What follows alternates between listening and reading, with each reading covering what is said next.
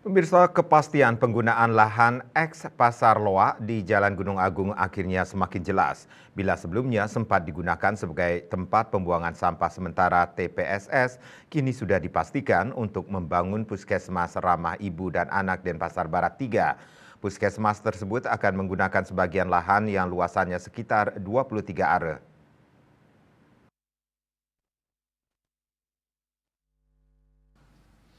Kepala Dinas Pekerjaan Umum dan Penataan Ruang PUPR Kota Denpasar Anagung Ngurah Bagus Airawata mengatakan pembangunan puskesmas tersebut akan dimulai pada 2024 ini dengan menggunakan anggaran pendapatan dan belanja daerah APBD Kota Denpasar dengan pagu anggaran sebesar 23 miliar 614 juta rupiah.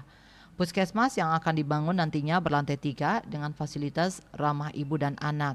Dari areal 23 are, seluas 21 are digunakan puskesmas, sisanya 2 are akan digunakan untuk pembangunan balai banjar. Feasibility Study (FS) sudah selesai Desember 2023 lalu oleh Dinas Kesehatan Kota Denpasar, sekarang masih tahap proses Detail Engineering Design (DED). DED ditarget selesai pada bulan Februari 2024 yang dilanjutkan dengan proses tender. Diharapkan nanti pembangunan bisa dimulai pada April 2024 mendatang dan selesai pada Desember 2024.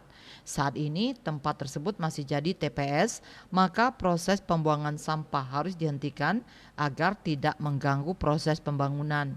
Asmara Putra, Bali Pos.